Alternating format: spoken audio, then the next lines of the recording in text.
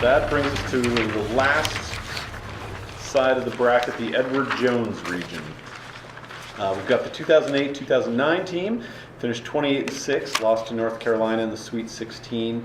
Heitvelt, Bolden, Austin Day, Jeremy Pargo versus the 2013-2014 team, 29-7, lost to Arizona 84-61 in the second round, led by Sam Dower, 14 a game, Kevin Pangos in his junior year, 14, Gary Bell averaged 11, Karnowski in the starting lineup, 10.4. So we're going to go with the team with the best record, right? The 29 wins. Is that the 2013-2014 team? What do you think, Tom? You saw both these close up. You know, I think when you look at Kevin being banged up and Gary too, you know, Gary's was pretty quiet. Not a lot of people really knew what, you know, kind of pain he was playing through, and he had that knee surgery in the off season. You know, if you had Kevin the way he played in the first 6 or 7 games of the year, you know, throughout the year, I think it makes it a little more difficult. But when you look at that 08-09 team, I mean, man, that was a talented, I think, athletic, you know, squad. And that might have been, long athletic. That might be the most athletic team, you know, that Gonzaga's had. There were some guys who could Micah Downs could really, was a specimen. Yes, he was. Jumped through the gym and hit a three-pointer. Yeah, and Ira was a specimen too. I don't know, he didn't play a whole lot, but that was a big, strong, and having Steven come off the bench, you know, I mean, that's a pretty good. If you're going Pargo, Bolden, and then Gray, you know, to give you some pop off the bench, I like that squad. That team got a bad matchup in the tournament, in the Sweet 16. That was the kind of team that could have gone to the Final Four. The 08, yeah, they had experience. They scored every position. Leadership, Pargo was the unquestioned leader there. Bolden could do a little bit of everything.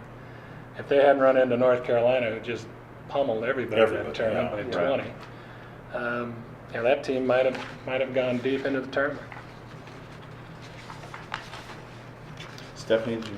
Well, I could be swayed here, so I'd like to hear all arguments before I make a decision. I mean, just mainly because of the 2013-14 team. I mean, it was last year's team, so you know, now they're doing so well. Right. A lot of key players. I mean, it just. And I always loved Dower's game too. I thought. Yeah. I always thought he was such a quiet scorer. I don't know. I might have been sleeping in 2008 and 2009. While I remember their names, they're just they don't stand out to me. Yeah. So. I like your logic. Thank you. Jeff, do you have what do you remember about those clubs? I've re-voted already. Yes, after I voted, there's my input. Again, 2009, that was such a talented team. You look at that, you got 5 guys literally averaging double figures. Micah Downs was a very underrated talent. Yeah. He's 6'9", could stroke it from 25 feet, could play well above the rim. And you know, Stephen Gray was a really good player. He's coming off the bench as a sophomore. He's not a freshman. He's a sophomore, averaging 9 points a game off the bench. Lots to like about that team. Pargo from a senior leadership, athletic point guard that could get in the seams. Really, really talented team. Conversely, last year, right, I would agree with Hudson that, Pangos, how he was a warrior and played through that season, that was impressive in itself. And then not to get the reps that he would typically get from a shot perspective. And Dower is, a guy could score so many different ways. Brought a tear to my eyes sometimes with his jump hook, and he was turning over his right shoulder, and you knew it was coming. There wasn't much you could do about it. No. And Shim changes the game, just his size and the ability. Obviously he's made a big jump between last year as a sophomore and this year as a junior in his abilities and effectiveness to go score. But he's a force to be reckoned with inside. Yeah. And Stockton was, one of those underrated. I mean, the kid's in the NBA.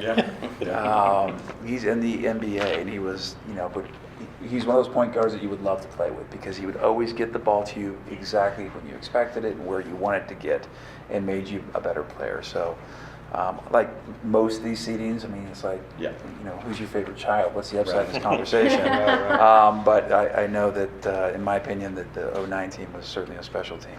Yeah. More top 50 wins than any of the other teams in this era, I think. Wow. Pretty sure 8 or 9 of them, and And obviously, if you look at their defensive numbers too, Yeah.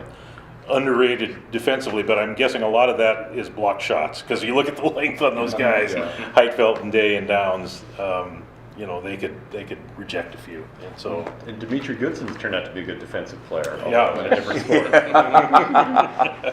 All right, so let's vote. I have a feeling I know where this one's going to. All right, let's see him.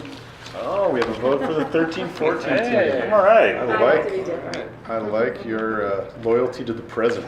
These guys are living in the Live in the moment, right? Yeah. Exactly.